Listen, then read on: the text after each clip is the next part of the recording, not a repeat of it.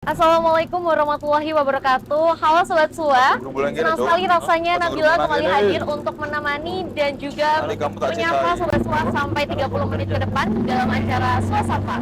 Mari bersua saling menyapa.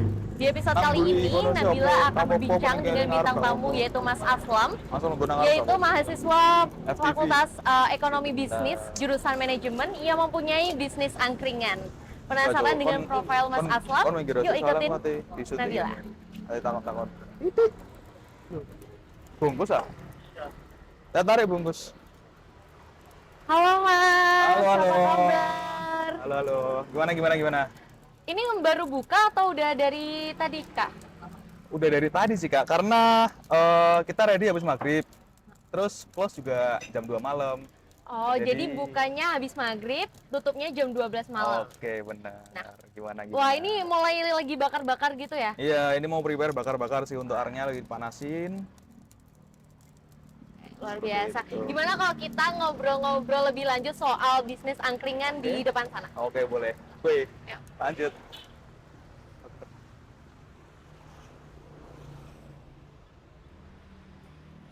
Mari, Mas.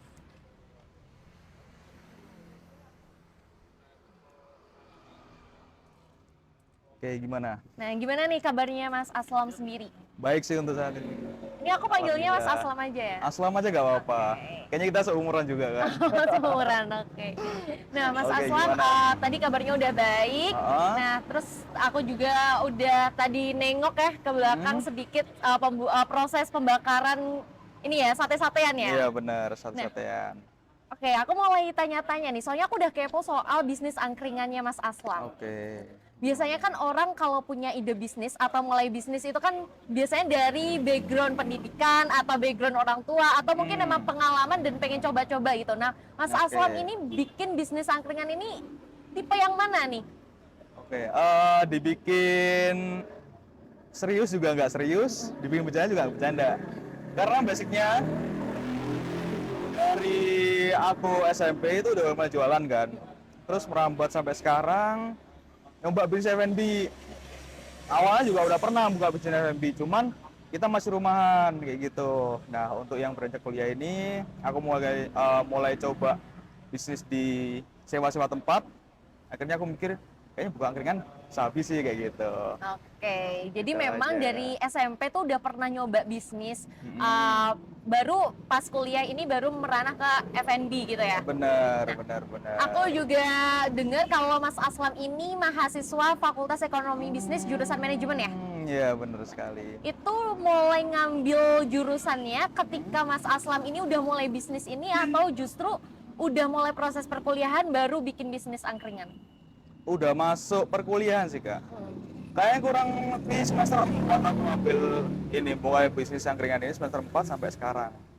Berarti mulai semester 4 sampai sekarang gitu ya? Iya, kalau nggak semester 3, semester 4 gitu lah. Agak lupa soalnya gitu. Nah, bisnis angkringan ini Mas Aslam sendiri atau sama temen nih? Untuk sekarang sendiri sih Kak, karena kalau misalkan kita joinan agak resiko sih, Iya, seperti bener. itu. Jadi memang dari sendiri akhirnya sampai sekarang tetap bisnis angkringan Bener. gitu ya. Ide bisnis ini dari mana sih, Mas? Sebenarnya kalau ide bisnis angkringan ini kan berawal dari Jawa Tengah ya Kak ya. Dari Jawa Tengah, kita ngambil konsep di sana, lalu kita aplikasikan di Malang, Jawa Timur ini kan.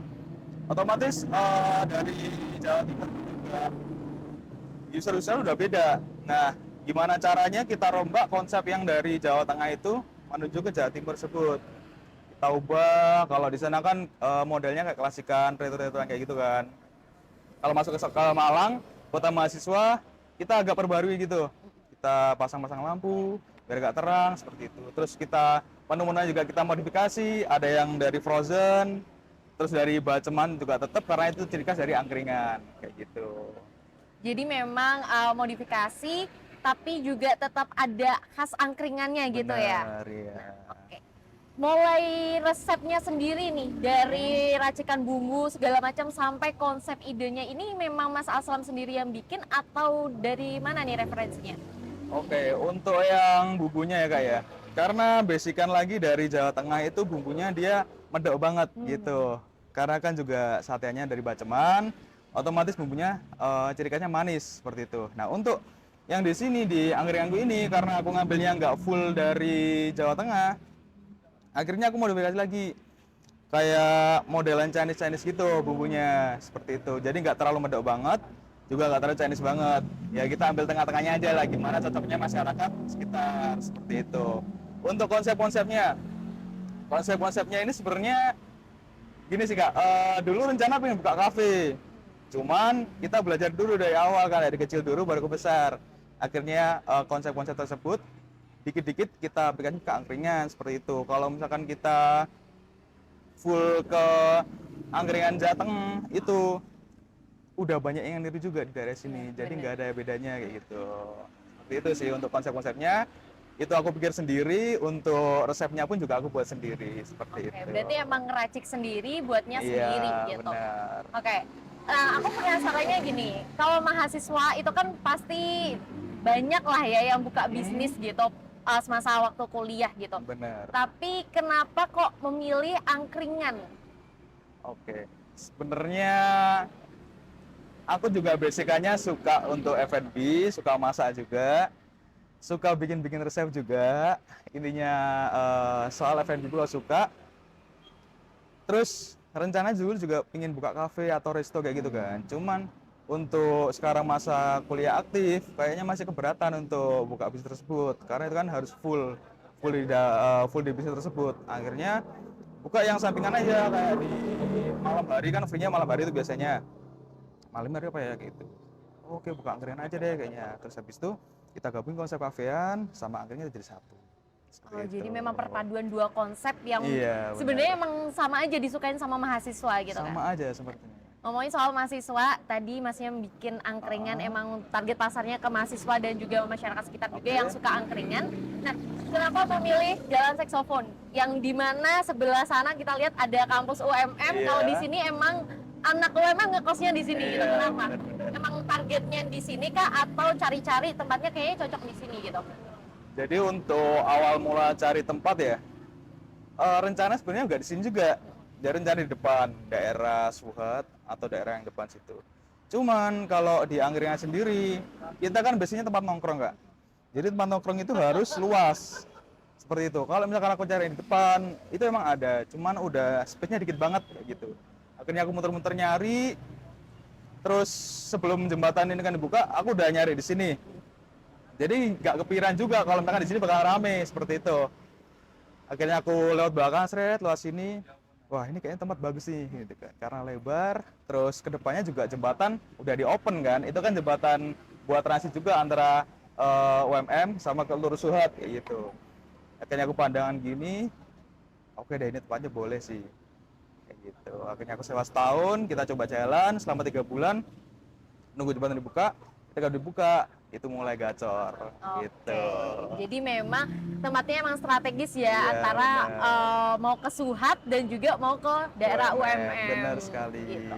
Tadi ngomongin soal mulainya di semester 4. Berarti kira-kira tahun berapa tuh?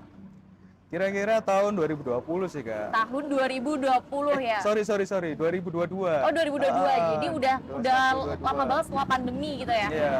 Oke, nah itu apakah dimulainya bisnis ini karena memang efek pandemi atau justru emang karena ngisi waktu luang sebagai mahasiswa gitu? Oke, sebenarnya ke arah ngisi waktu luang sih, karena aku tuh anaknya nggak bisa kalau nggak jualan gitu loh. Karena basicnya lagi dari kecil udah senang jualan, terus ketika nganggur pun kesibukan kuliah kayak ya gitu-gitu aja gitu, malah masih bisa ngopi atau apa. Akhirnya aku mikir daripada ngopi buang-buang duit, kenapa nggak cari duit aja gitu. Bener banget.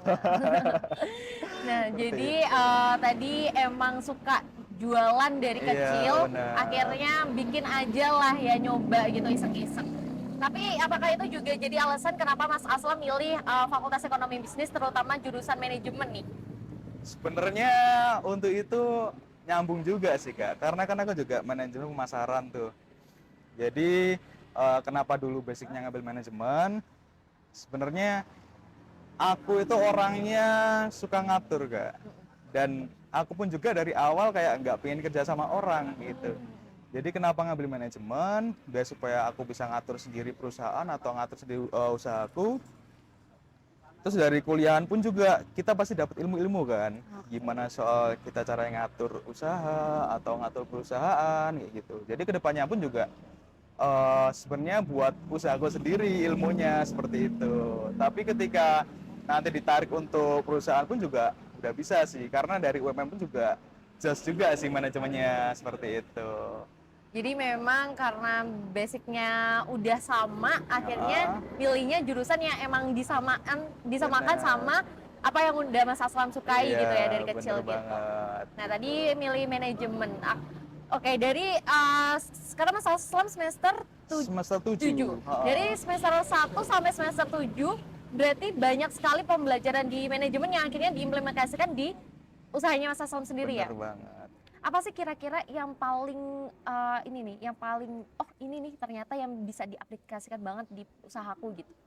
Oke, banyak banget sih Kak. Kalau misalkan kita ambil salah satu kayaknya nggak bisa sih, karena itu ilmu padat semua yang kita ambil, yang aku dapat dari matkul manajemen tersebut. Tapi untuk yang sekarang benar-benar kena banget itu adalah faktor pemasaran. Habis itu cara gimana kita mengontrol usaha atau mengatur manajemen tersebut, dan kepemimpinan kayak gitu. Jadi itu yang untuk saat ini guna banget di bisnis aku dari matkul UMM tersebut, manajemen UMM tersebut seperti itu. Jadi memang dari matkul manajemen akhirnya diambil nih ilmu-ilmunya untuk diimplementasikan di usahanya Mas Aslam sendiri. Nah, dulu waktu ini merintis promosinya gimana tuh? Promosi ke teman-teman masing-masing kah untuk suruh ajak ke sini, atau memang dari buka orang-orang yang lewat udah penasaran nih ini kira-kira apa sih gitu? Untuk awal aku buka ya promosinya, aku ngandelin TikTok sih Kak. Oh, Karena TikTok. pada saat itu kita lagi gencar-gencarnya, lagi naik-naiknya, oke aku coba endorse TikTok kayak gitu. Sempet endorse 2 kali. Itu tembus FYP 6 kali Kak. Waduh, keren banget. Karena apa? Karena basicnya aku angkringan yang pertama kali di Malang itu yang sistem bakar sendiri nih. Oke. Itu ntar di atas meja ada tumpuk, terus kita nanti bakar sendiri. Terus kalau misalkan ada yang mau dibakarin juga bisa. Oke. Jadi aku ada kelebihan tersebut dari angkringanku. Untuk yang lainnya kayak Instagram juga ada pernah. Habis itu story WA itu sebenarnya buat itu kurang maksimal sih Kak, karena aku target marketnya juga bukan teman-teman sendiri. Karena aku yang utama itu target marketnya adalah orang-orang sekitar daerah Malang. Gimana caranya orang daerah Malang itu bisa kenal angkringanku gitu, dan bisa tahu kalau misalkan kelebihan angkringan adalah bisa bakar sendiri seperti itu. Jadi aku promosi ke publik, ke Instagram, TikTok, ke Facebook seperti itu sih. Jadi memang karena konsep angkringan ini pasti banyak ini ya orang-orang yang bikin bisnis angkringan. Akhirnya Mas Aslam sendiri mencetuskan untuk oke, kita bikin sesuatu yang unik, yang baru, yang orang-orang tuh biar notice gitu. Apalagi kalau misalkan tadi Mas Aslam bilang ya soal bisnis bakar sendiri gitu kan. Itu kan kalau orang datang nggak cuman makan pulang, tapi ada experience-nya sendiri untuk meracik bumbunya sendiri, untuk ngebakar makanannya sendiri gitu ya. Oke, nah menarik banget ya Sobat Sua pembicaraan ini, tapi kita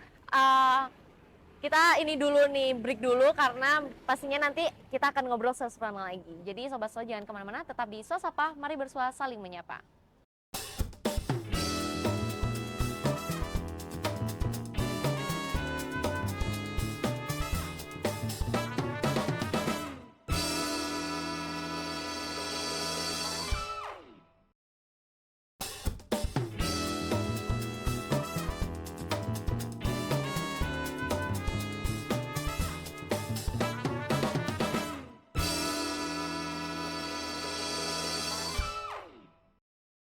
Nah, jadi ini tadi konsep yang udah dijelasin sama Mas Aslam di awal tadi ya, konsep bakaran sendiri. Nah, berarti kalau untuk ininya udah disiapin semuanya ya? Kita difasilitasin lah untuk fasilitas mau bakar sendiri ini pun juga gak ada biaya tambahan juga, karena udah termasuk keunikan dari angkringan ini. Seperti itu. Nah, ini untuk cara proses ininya gimana nih Mas? Oke, yang pertama Sama ambil satenya dulu, Oke. lalu celupin, Oh, ini lalu masuk ke bumbunya sini. yang udah Iya, diracik benar. sendiri gitu ya. Terus baru Langsung dibakar. dibakar. Iya, Oke. seperti itu. Nah, terus ketika mau dibalik, sebelum dibalik celup lagi, Kak. Oke, Kayak biar gitu. Karena basicnya juga bumbu cair. Kalau misalkan nggak sering dibalik dan dicelup, ntar bumbunya kurang meresap seperti itu. oke. Jadi memang biar lebih bumbunya tuh meresap gitu ya ketika proses Benar. pembakaran. Iya, Nah, benar sekali. untuk kayak gini-gini kan ini kayak ala-ala Jepang gitu ya Mas ya, Iya sih, grill-grillan lah benar konsepnya sih. gitu. Oke, Nah ya. ini Masnya ngambil idenya ini dari mana nih? Dulu pernah sih sebelum buka usaha ini, buka-buka TikTok kan, itu lewat tuh kayak kafe, tapi dia konsepnya juga bakaran dan itu bisa bakar sendiri seperti itu kan. Tapi dia konsepnya itu ada kayak kompor grillnya itu, ya kayak Ideal You Can Eat seperti itu. Cuman aku balik lagi kan, aku buka angkringan, jadi harus tetap tradisinya harus ada kayak gitu. Akhirnya aku pakai angklo, aku taruh meja di sini, mulai bakar sendiri seperti itu. Jadi kenapa nggak pakai kompor itu biar khas angkringan Jawanya Bener itu tetap banget. kita bisa rasain gitu ya Mas ya? Iya, bener banget. Oke. Nah untuk alat-alatnya sendiri ini Masnya bikin atau gimana nih? Atau pesen gitu dari orang? Oke. Yang anglonya sendiri kita langsung pesen dari orang sih. Kita langsung dari pengrajinnya. Habis itu yang kayak tatakannya ini kita buat sendiri. Tinggal motong-motong, terus kita tatakin sini, udah bisa dibuat. Oke.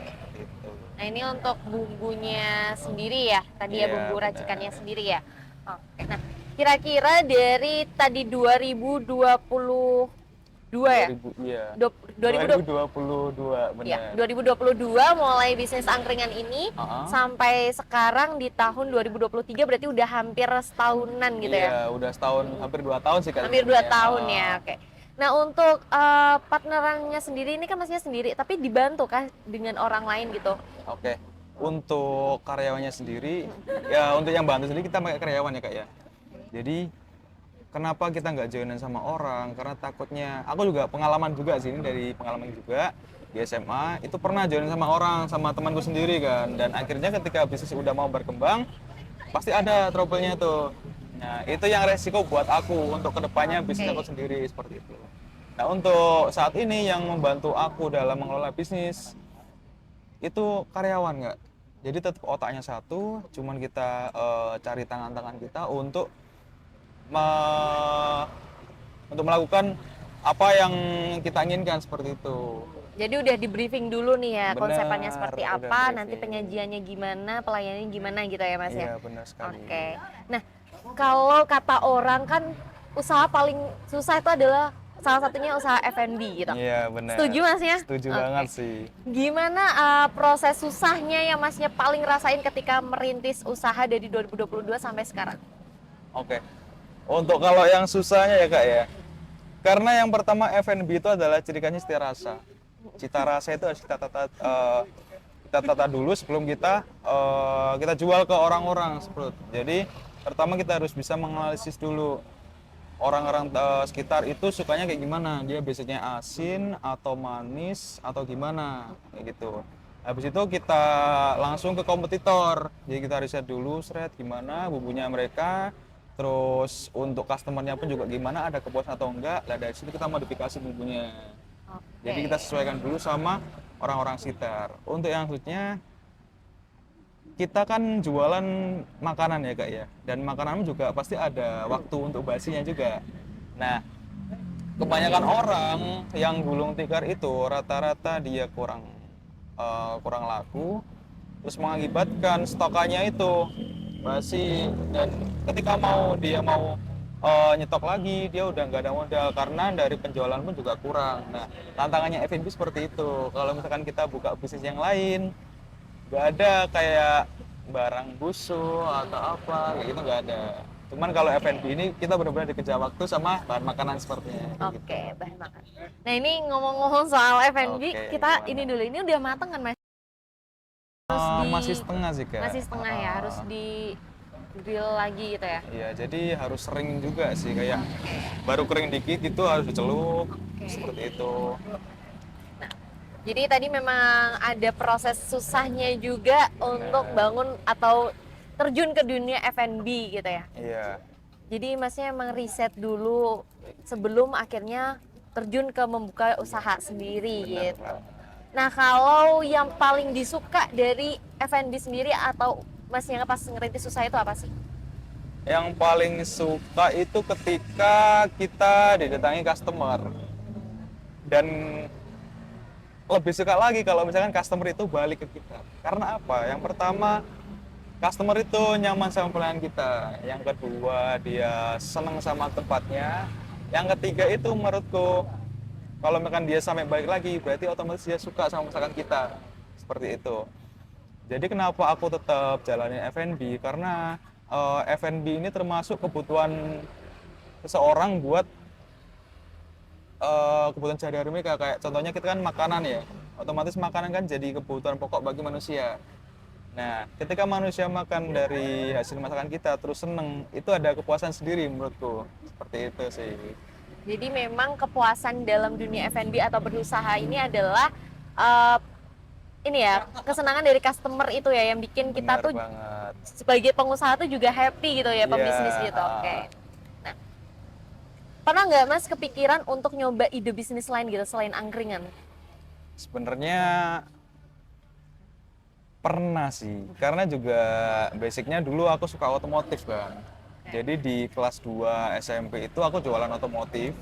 Udah pernah, jualan fashion udah pernah, F&B juga udah.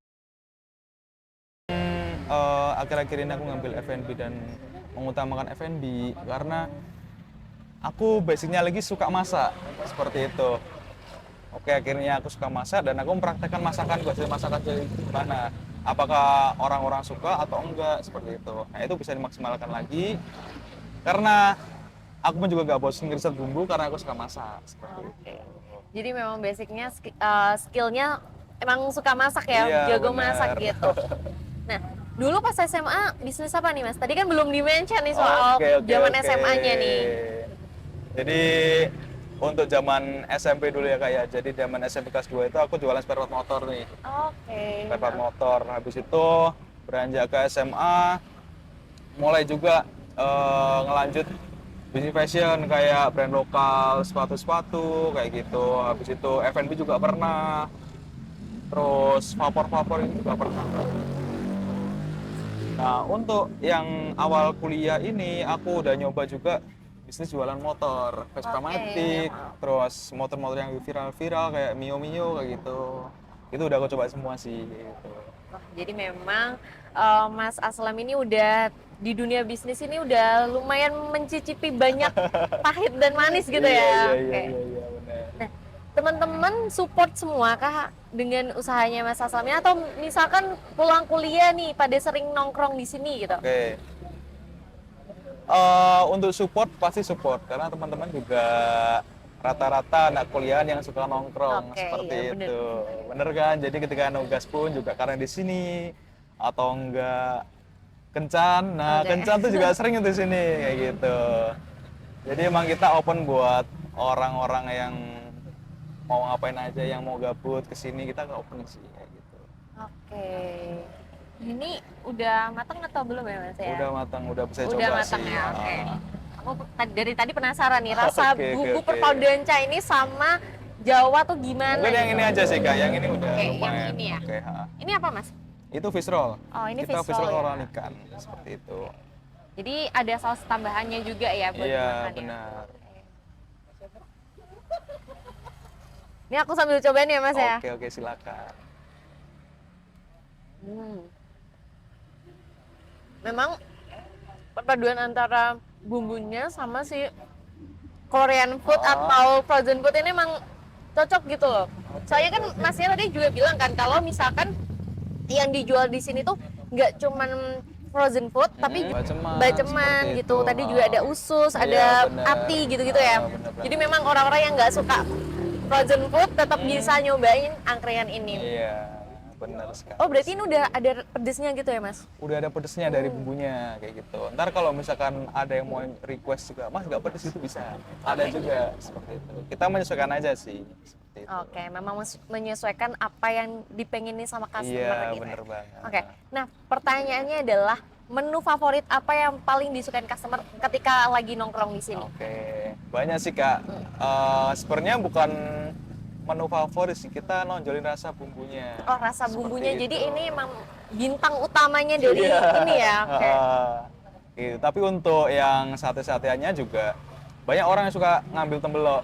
Nah, habis itu usus, terus ini fish roll-nya juga sama puyuh, Kak, kayak gitu. Oke, puyuh. Benar, karena ke puyuhnya juga itu juga pakai resepku sendiri sih untuk puyuhnya.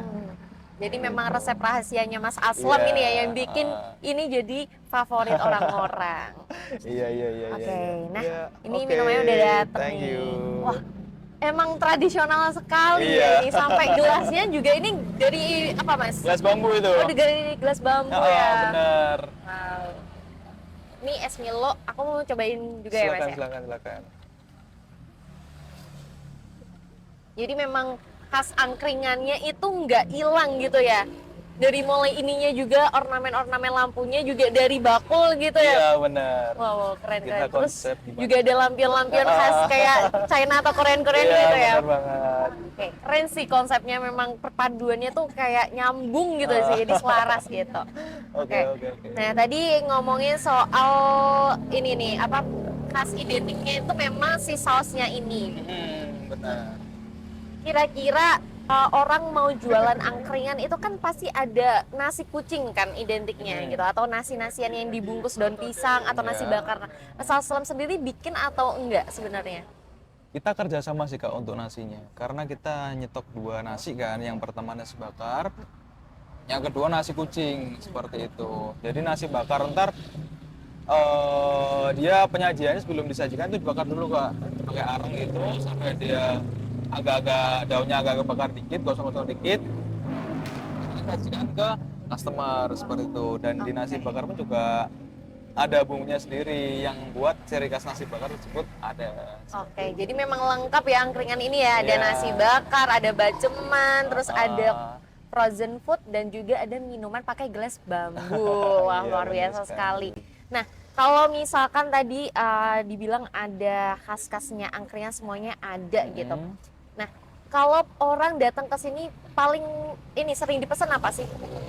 Oke, untuk yang apanya? Yang makanannya? Ya, makanannya. Oke, yang paling sering dipesan itu yang tadinya dari baceman itu ada usus sama kulit puyuh kayak gitu. Itu yang paling sering dipesan. Nah, habis itu yang dari frozennya sosis jumbo, fish roll, cikua, dan cornet sih Kak, kayak gitu. Untuk minumannya pun juga kita ada yang spesial sebenarnya. Jadi teh tarik ori. Teh tarik ori itu kita membuatnya langsung ditarik gitu Kak. Jadi antara gelas sama gelas begini.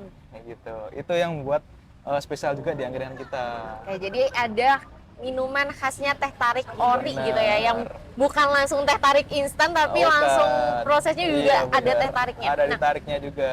Itu semuanya itu Mas Aslam dari mana taunya? Kalau yang untuk teh tarik ya Kak ya, karena aku aslinya Madiun, dan ketika aku CFD itu kayak lihat ada teh tarik yang dibuatnya langsung ditarik gitu kan. Terus aku nyoba-nyoba kayak di rumah, nyoba-nyoba gimana sih cara buatnya gitu. Akhirnya aku coba gitu tarik. Oh gini ternyata cara buatnya. Dan juga rasanya pun juga beda sih. Seperti itu. Jadi kayak ada sepet-sepet manisnya gitu. Dari mulai usaha kan nggak mungkin langsung bisa gitu, langsung jadi gitu. Pasti ada trial and error-nya gitu. Iya, Nah, itu berapa lama Mas Aslam ngerasain itu prosesnya? Trial and error. Oke, dari revisi bumbu sendiri ya Kak ya. Revisi bumbu tersebut bentar sih Kak. Cuman seminggu 2 mingguan itu udah aku patenin bumbunya. Untuk yang tempatnya ini ya nggak lama, karena basicnya lagi aku belum pernah kerja di angkringan dan aku juga nggak punya mentor, otodidak lah intinya.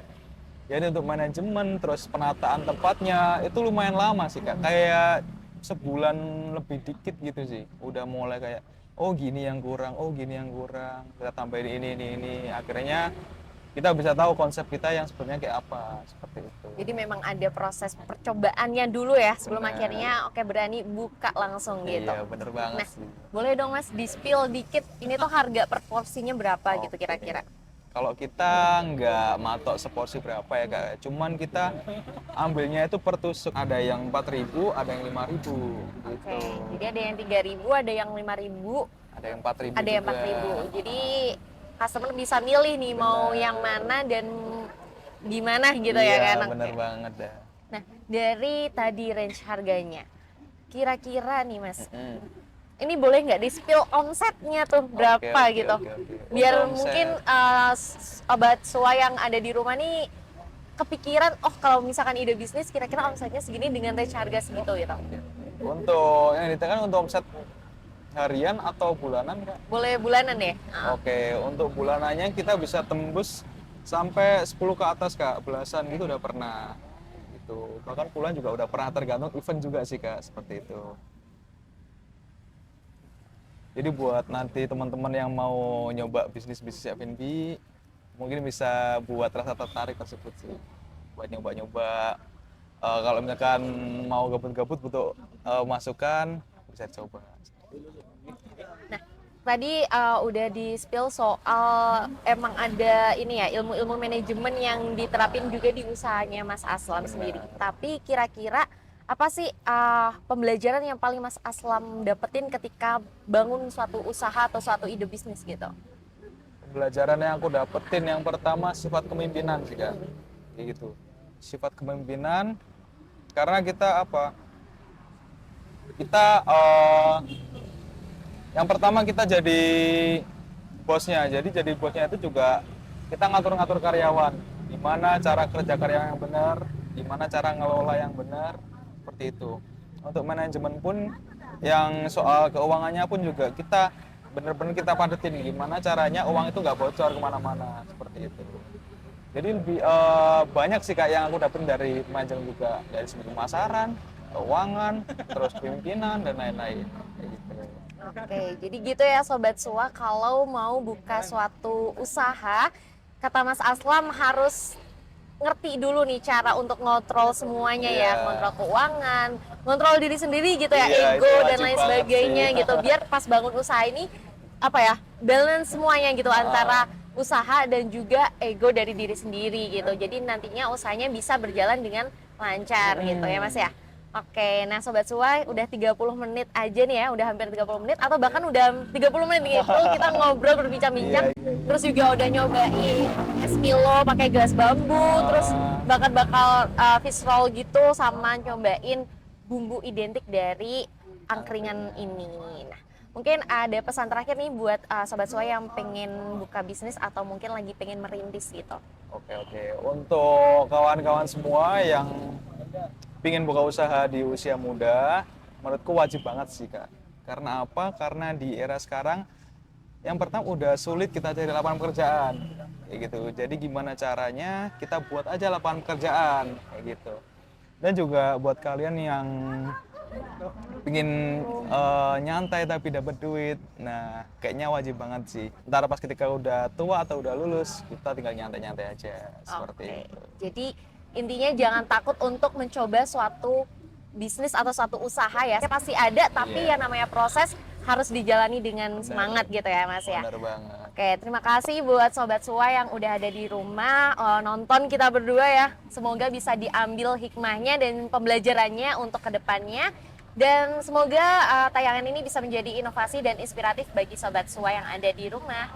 Kita bakal balik lagi di episode-episode selanjutnya, tetap di acara Suasapa, mari bersua, saling menyapa.